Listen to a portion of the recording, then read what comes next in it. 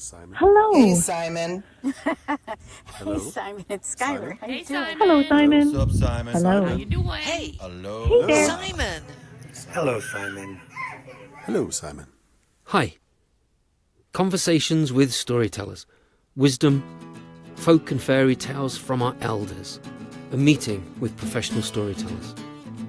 After the passing of some great storytellers, I decided I wanted to interview some of the elders in the community of traditional storytelling. I wanted to capture their thoughts, their ideas, and maybe ideals in their own voices. I didn't want a traditional interview, but a conversation with these folks. Some will tell us their favourite stories. Others will share their thoughts on our profession. Some will give us glimpses of their lives and the lives of those around them, who their mentors and inspirations were or are. All of them share gems of wisdom. Welcome to Conversations with Storytellers. I first met Loren Niemi years ago, and over the years I've got to know him a bit better and a bit better and a bit better. He is a fascinating guy. He's done an awful lot of work in his life. He's been a project manager for a housing redevelopment agency, worked for an arts commission. He was executive director of a 4.6 million community neighbourhood revitalisation plan, worked in a children's home society and family services as public policy manager and public policy consultant. He was also executive director of the Heart of the Beast Puppet and Mask Theatre, as well as one of the founding members of the Northland Storytelling Network. And throughout most, he has been, if not all, he has been a storyteller. This is the second time I have interviewed Loren. The first time it didn't work out so well, and I also discovered on returning home that there were some issues with this recording as well. So it's a little shorter than I would have liked it.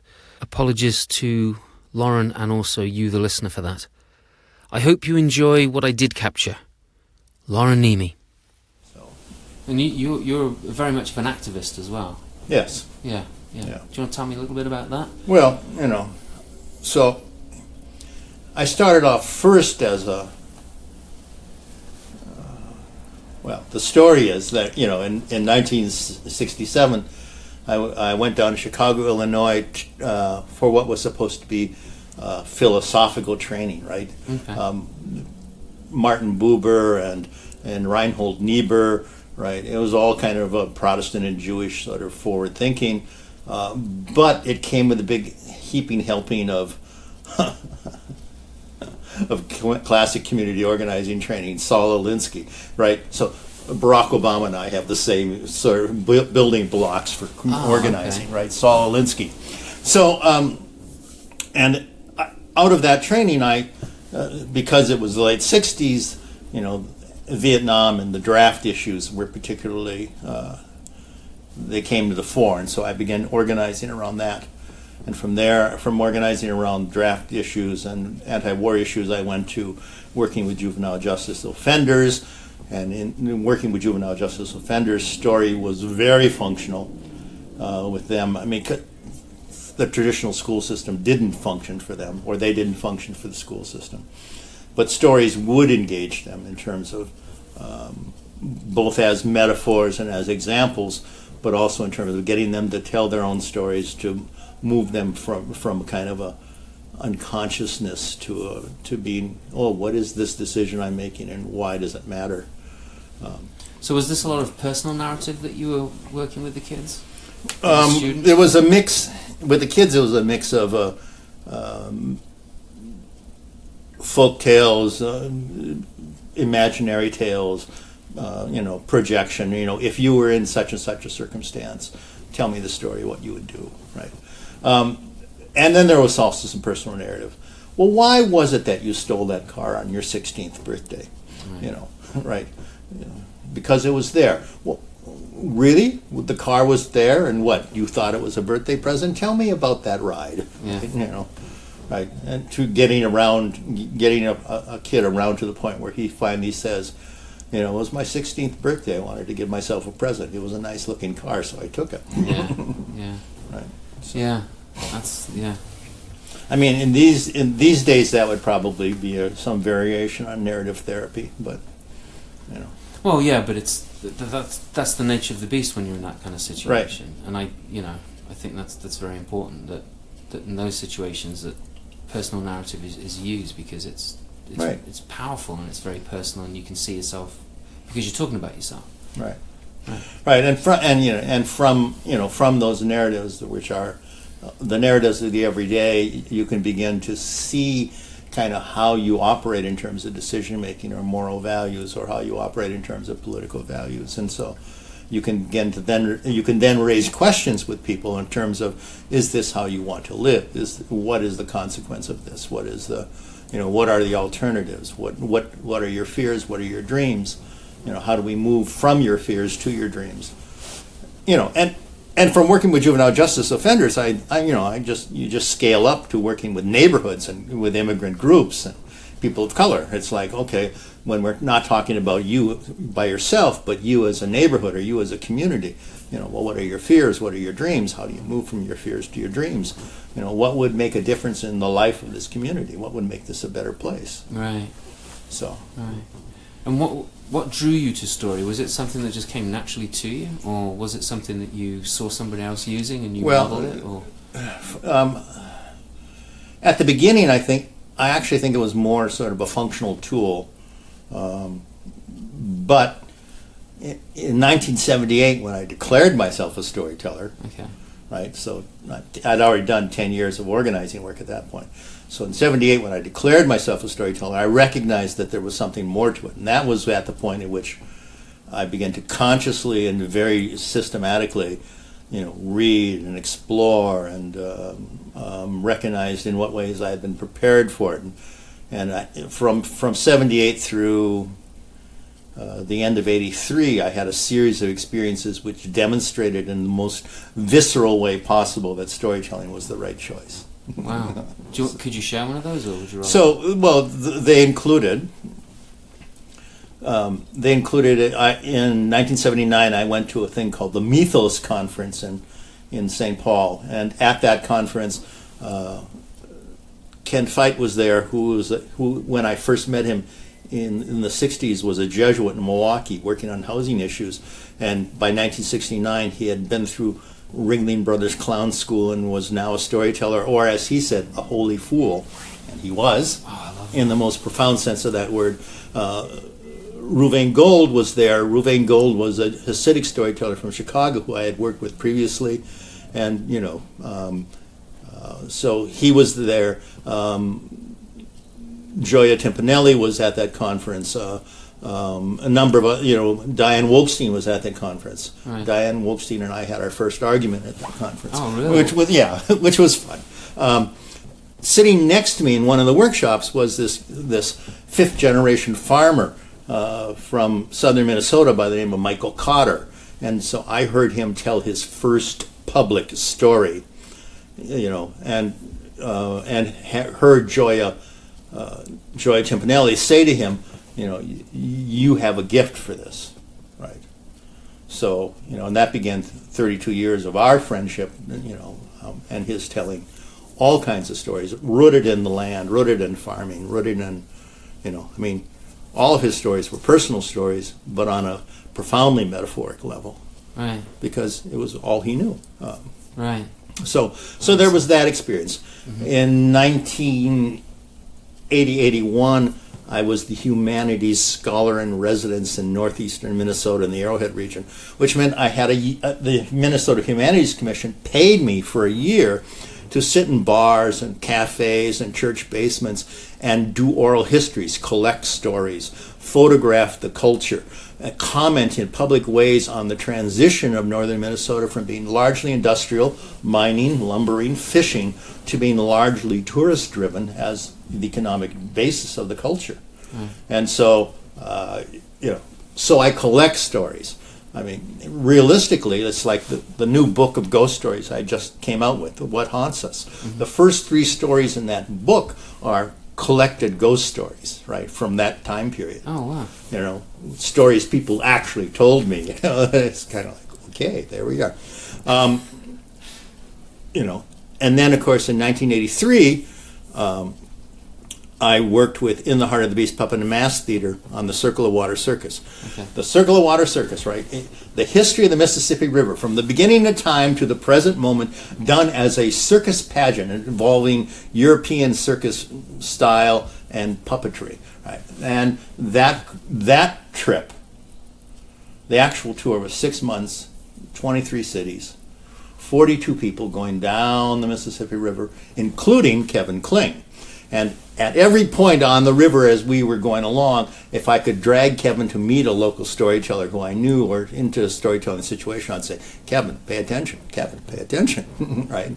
And by the end of the trip, he was as much of a storyteller as I was. So That's so neat. So, and out of that trip, you know, the stories. That trip was an example of the fact of it. The reality of it was so unbelievable and so surrealistic that, you know, when I tell stories from that, I have to add fiction to have it make sense. So by time that sequence from 78 through 83 is done, you know, I've got a huge bank of stories, a wide range of stories. I'm telling folklore, I'm telling religious teaching stories, I'm telling historical material, I'm telling personal stories, I'm telling, you know, convenient fictions. I'm telling humor, you know. Yeah. You know, it was my graduate school, you know, of the world. Right. You also met Elizabeth Ellis. Right. I met Elizabeth Ellis. Yeah, we can't quite figure it out. It was either somewhere around 1980, right? When she and Gail Ross were together as the Two Moon storytellers at that point. And Elizabeth and I met, and we began doing workshops and performing soon after that in, you know, various times. And you put a book together with her. We put a book together based on our workshop work. Yeah, Inviting the Wolf In. Yeah. Which, it's a really good book. well, it is. You know, I mean, I will say that Inviting the Wolf In still, and in many ways, is more resonant now than when we wrote it. Right. In terms of, you know, how do you hear stories that are hard to hear, and how do you tell stories that are hard to tell, and why they are valuable and necessary. And these are personal narratives. Largely Yeah. personal narratives, but they don't have to be. They can be historical stories. Right. They can be folk tales. Right. I mean, if you look at the folk tales, there's plenty of really grim. Oh, there are. Not even including the Brothers Grimm material, Right. but there's plenty of dark folk tales that really, in order to tell them and in order to hear them, you need to have an understanding of why these difficult stories are valuable. Right. You know, so Yeah, I totally agree with that. Yeah. So do you still tell a lot of folk tales? I'm telling more now than I used to. Really? I'm going back to a lot of the folk tales and the traditional stories, but in the process of coming back to them, I'm telling them in different kinds of ways. You know, when I tell Hansel and Gretel, you know, it's not the Brothers Grimm version, although it references the Brothers Grimm version. Mm-hmm. But when I tell Hansel and Gretel, it really is more about the issue of, well, I can tell it several different ways. One way I tell it is about what does it mean to be abandoned and to find a mother, even if the mother is the wrong mother, you know, the bad surrogate. Mm-hmm. I can tell it as a story in which about decision making, about when is that moment where you decide where your loyalty lies. Right. Yeah. Right. I can tell it. I can tell it as a, and in many ways, I love that version of the story because in that version of the story, I begin with and I end with the oven. Oh, really? Yeah. Yeah. Because that is the moment of decision for Gretel. You know, there is the oven. There is that beautiful beehive of brick with the fire inside. The fire roaring and saying, "Feed me, I will transform you." Whoa! You know, and once someone is in the oven, you know, then we have that larger historic metaphor, right? The smoke rises from the oven over the woods, through the trees, and it goes to the village, and people sniff and say, "What is that smell?" It is the smell of trouble, it is the smell of death, it is the smell of denial, for we smell nothing. Wow. So how long does it take you to, when you're working with these stories, I mean, how long did it take you to work with that story, to come up with that... With that image? Yeah, with that image and that vocabulary, yeah. It's hard to tell. I mean, I wind up telling stories over and over again, and every time I tell them in little variations. Right. You know, so... But I've been telling them versions of Hansel and Gretel now for probably 20 years, and I tell it 2-3 times a year, maybe. Right. You know, and with different audiences, I sort of choose which part I want to focus on. Right. You Because know. different audiences Yeah. have different needs and all that. Right. kind of stuff, yeah. And then once I decide sort of where we are, then it's just commit to it. Yeah. You know, I mean, And that's what Bill was saying. right? That was what Commit, Bill was. yeah. You commit to it, right? Yeah, totally commit to it.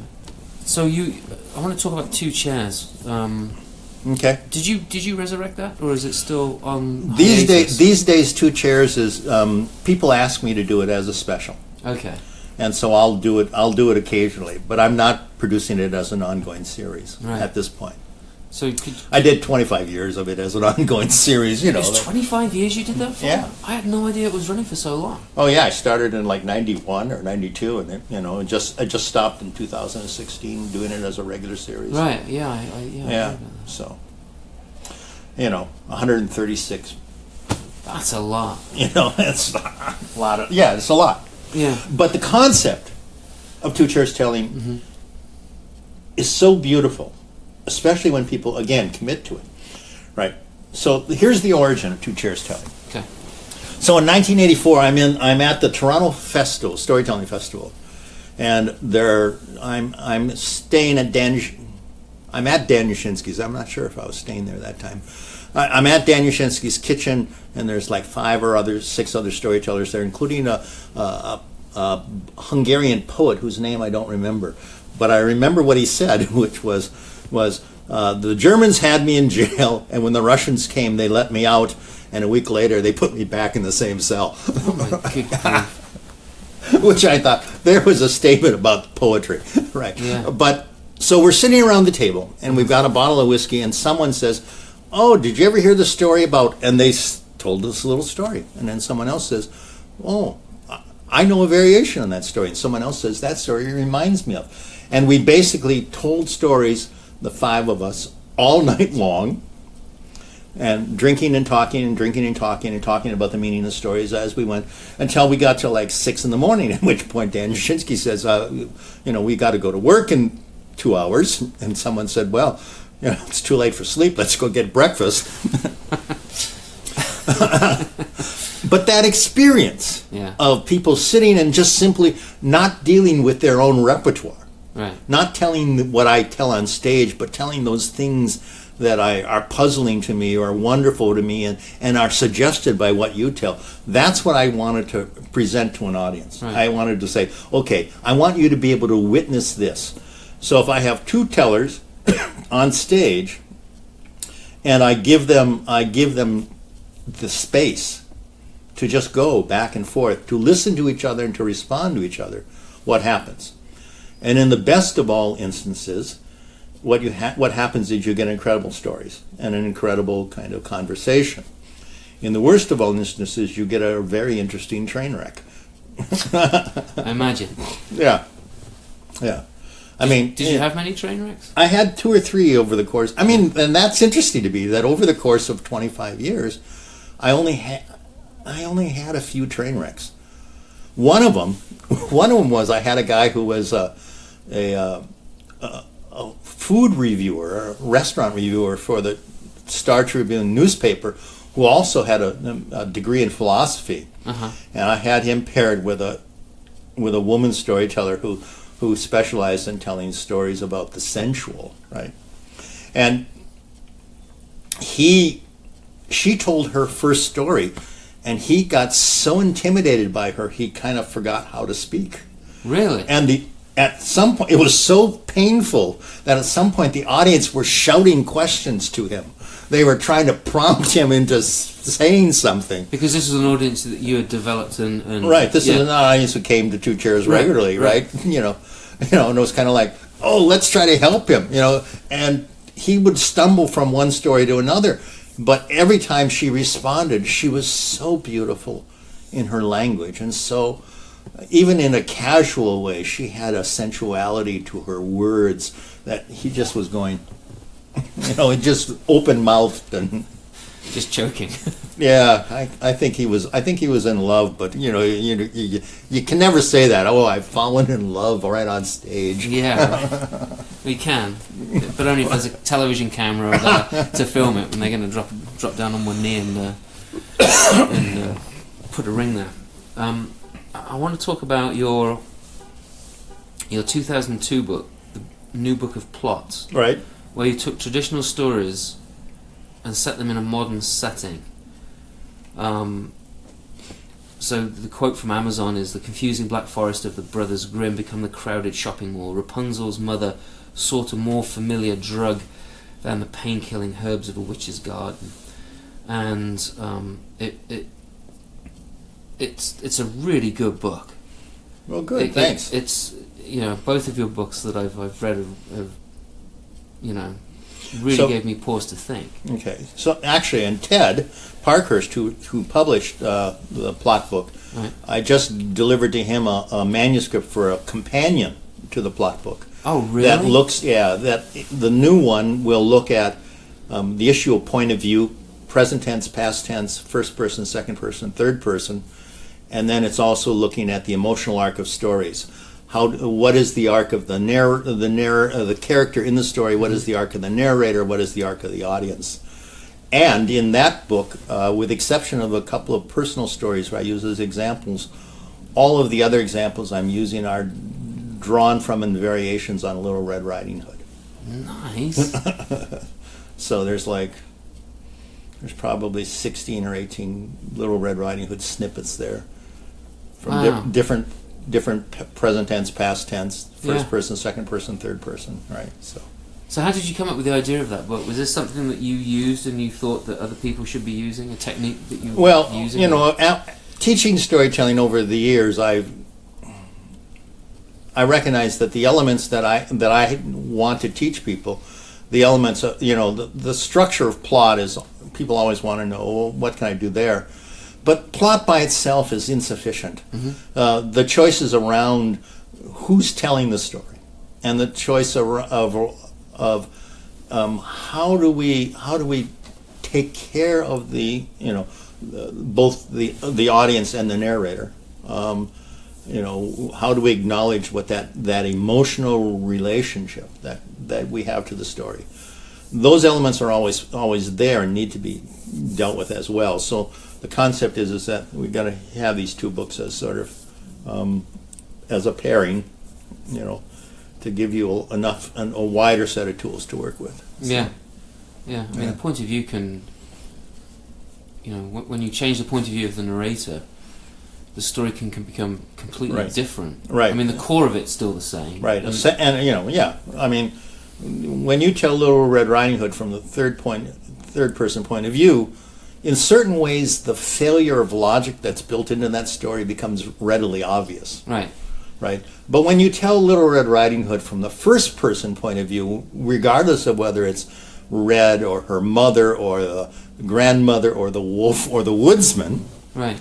It becomes something much, much more complicated and much more human. Yes. Yeah. So. Yeah, I started the story of Little Red Riding Hood. I was working with these high schoolers, and to cut a long story short, they were misunderstanding what I was saying. I wasn't explaining it properly, apparently, and they didn't think that you could start a story in the middle or start the story at the end and then come back round. And they were like, "Well, how do you do that?" And so I had one of the kids come up, and I was trying to explain it to them. They weren't getting it, and I was like, "Well, that wouldn't happen because Little Red Riding Hood and Grandmother haven't spoken yet. They haven't met each other yet, so they don't know that yet, unless they were talking inside the belly of the wolf." Mm-hmm.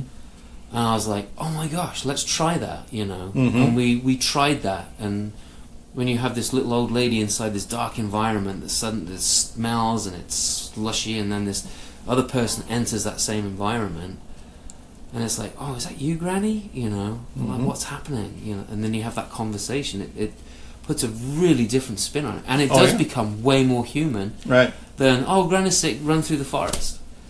You know, and Mhm. the wolf's talking and all the rest of it. You know, Right. because all that's negated, kind of thing, Right. because you're already in the belly of the wolf. Yeah. Yeah. And one of the reasons I chose Little Red Riding Hood as an example.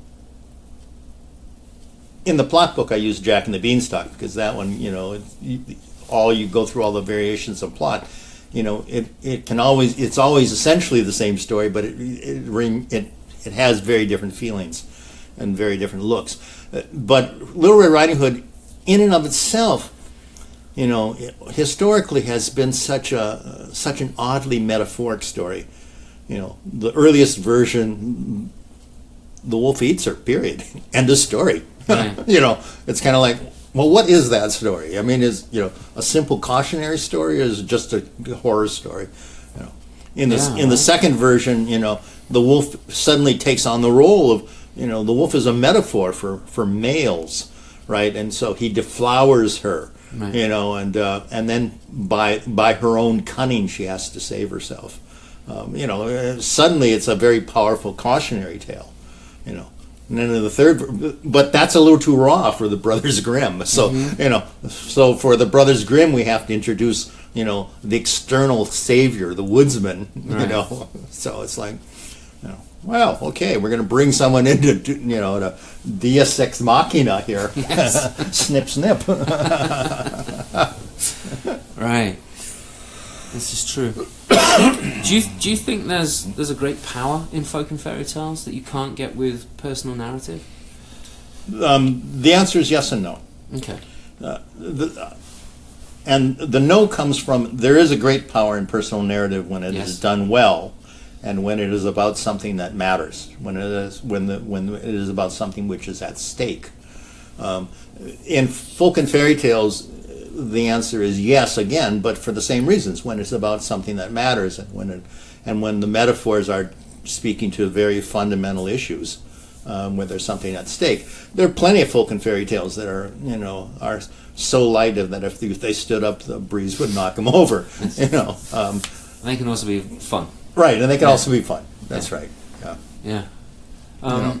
And unfortunately, you know, I am of the opinion that over the years, Disney and the commodification of the princess, the commodification of cute animals, you know, has made a number of tales which have much more valuable and darker underpinnings, you know, so light as to dilute the power of them. Right. Yeah. Yeah. I found that a lot. And you know, a lot of the picture books these days, they, you know, water them down, homogenize them, strip them of any kind of culture until it's just a story, and there's no power to it whatsoever. Mm-hmm. It's just I don't know, a way to make money safely, I guess. Do you know what I mean? Yeah. What's been the most rewarding work that you've done? In many ways, I mean, the most rewarding work I've done has actually been the teaching of stories to or coaching people in a wide variety of contexts. You know, so in that sense, my obligation is to pass on. You know what? You know, I never think about as Bill said, I never think about myself as a master storyteller, but I do think of myself as having an obligation to say to people, okay, if you want to choose this, if you want to choose to tell stories, you know, how do you do it well? How do we make your story be the where's the gold inside the frame? You know, that you're working with, that you've chosen. The second most rewarding instance, though, has been when I sort of the performance of some of the more longer personal stuff. Mm-hmm. So, like my story, Bad Brother, you know, which is about my experiences in the religious life, but is also about my experiences being part of on the periphery of the trial of the Milwaukee 14, you know, for burning draft files. That there's a story there that is valuable to tell, and historically, a lot of people don't know anything about, and so, or when I tell Fata Morgana, which is like a fable, or like a folk and fairy tale, except that it's set in a much more ambiguous contemporary setting. But in the process of telling Fata Morgana with an audience, what I get to see is how they make choices about where we enter the story, and they make choices that lead to the end of the story, and there is something inside that story that is so satisfying for them to enter into a magic realism, to enter into the spell of language, and at the same time have it all be familiar. That's very satisfying for me to do that. Yeah. I imagine. You've met a ton of storytellers. Yes. many storytellers. Many who are still alive and many who are not. Right. So the people that have passed, who do you think influenced you? Well, both Ken Fight and Ruvain Gold both influenced me in very specific ways, and in certain ways the same way. What Ken Fight did is Ken Fight said, whatever story you want to tell, here's how you engage that story, and here's, do the research around it. And Ruvain Gold, more than anything else, taught me how to be in the moment. I mean, as a storyteller, he was terrible. Mm-hmm. He would laugh at jokes before he got to the punchline. He would weep on stage. He had this sort of high-pitched voice, that, and yet, when he told a story, he was so much in that moment, in that story. The entire audience would be there with him, and it was to see it, to feel it, to hear it was very, very potent and transformational. Other people who I think have been valuable is, interestingly enough, Spalding Gray was a great value to see perform multiple times. Even though, even on certain levels, he was to see where the actor ended and where the improvisation began. Oh, okay. A lot of times, like when he's doing Swimming to Cambodia, a lot of times you'd say, "Oh, I don't see any improvisation." But if you saw him perform Swimming to Cambodia several times, you could see from one performance to another how he would make adjustments, and that was quite valuable. Wow. I saw Spalding Gray. One of the times I saw him do Swimming to Cambodia, he was doing it in Minneapolis in this warehouse. They had set up this performance space in downtown Minneapolis, right? Third floor of this warehouse building. There are all these, just crappy chairs. And the place was not air conditioned. Ooh. Right? And it was summer. So when he was talking about the heat, everyone in the audience was in the heat. Right. We were in Cambodia. We were all sweating, and and sweat is rolling down his face, and he then kind of goes off script, talking about the unrelenting pressure of heat, how it makes how you arrive at bad decisions, because any decision seems like to make sense then. Yeah. So do you think he used the venue as to be part of the story in that particular instance? In that instance, I'm sure he used the venue as part of the story. How could you not respond to it? Well, did he pick that venue? No, he did not pick that venue. Okay. That venue, no, I'm not quite sure. I'm pretty sure the Walker picked that venue, because they're the ones who brought him in. Okay. But yeah, that's crazy stuff. So what? Who do you think? Who do you think you would like to sit down with? Somebody living or dead that you'd love to sit down with that you haven't sat down with already? Well, and swap stories and engage with. Well, I also wanted to say something about Duncan Williamson, who is not living. Right. It's like I always felt like he didn't have enough time with him. Did you meet him? I met him. Yeah, I met him. Yeah, and Taffy Thomas, I met him too. Yeah, I want to. Next time I'm over in the UK, I'm doing an interview with her. And Taffy's interesting because a lot of he has a lot of labor stories. Labor stories? Labor, yeah. Union organizing, labor, Really? political stories. At least conversations he and I had a number of years ago revolved around that, and he just, Huh. I know it's not. He doesn't tell them on stage. No. No. But he's got stuff. Yeah, well, I think we all have, haven't we, right? Somewhere about Yeah. this kind of stuff. So, but if I could, who would I want to talk to? Who's not amongst the living, and who I would like to meet? In certain ways, I think that I don't know. There are all kinds of names that float to the surface. It's like, Homer. Or Shakespeare, or but what do you talk to them about? It's like, Right. do you talk about Shakespeare at the end of his life, when he feels like he's just cranking out one after another to make money, or you talk to Shakespeare early on and say, hey buddy, you've got a great future ahead of you. I know. It's Yeah. I guess I would take the posture of saying that I'm happy to sit down with whoever I meet, living or dead. Oh, there you go. All right, kind of off-topic question. What would be your favourite breakfast? Where would you eat it, and with whom? So, in Minneapolis, there's a place called Al's for breakfast. Mm-hmm. It is built in what originally was an alleyway. 14 stools, one counter. Oh, wow. Okay. I began going to breakfast there in 1968 when Al was there, the original Al, gaunt old man, with white hair, short order cook. And I've been going there for breakfast on and off ever since. And I've known each of the successive people who have owned it or run it.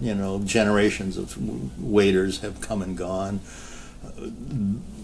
And I love their blueberry walnut pancakes with a order of bacon on the side. It's just like, oh yeah, and coffee. And if you go in at 6 a.m. or during the week, you usually don't have to wait in line for a stool. Right. They are James Beard Award winner. Wow. So. If you go on a weekend or if you go later in the day, you may have to stand in line, and the pressure. You're eating at a stool, and the pressure of people behind you waiting for to sit down is like, I got to eat faster. As opposed to early morning. Early morning when it's like, well, here we are. Yeah. And Doug Grinna, who's the owner and one of the cooks, when he just would, talk with you, trade jokes with you, it's great. That's nice. And who would you invite to have breakfast with you?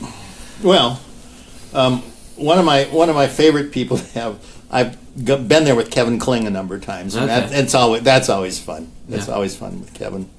The other person, though, if I would like to take there. Is it's the kind of place I think Barack Obama would do well. Oh, yeah, there you go. Here, have some hash browns, and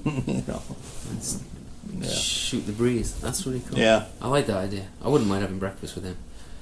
He'd be an interesting guy. Yeah. There's very few politicians that I'd like to meet, but Yeah.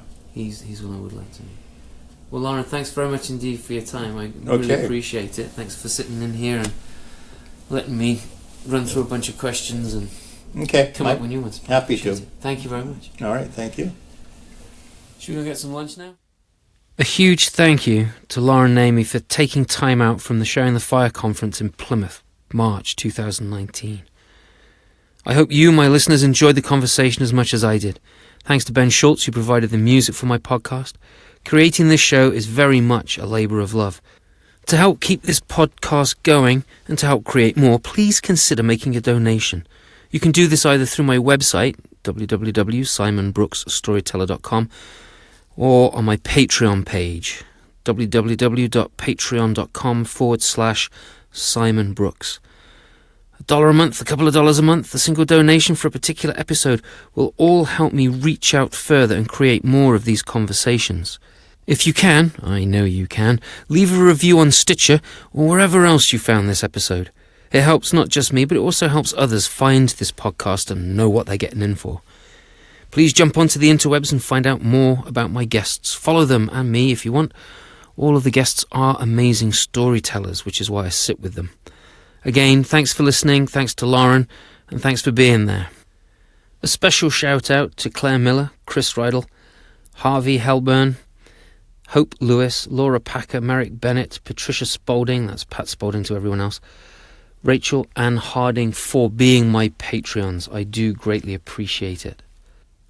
Again, thank you for listening and being there. I hope you join me for the next episode of Conversations with Storytellers, when the guest will be...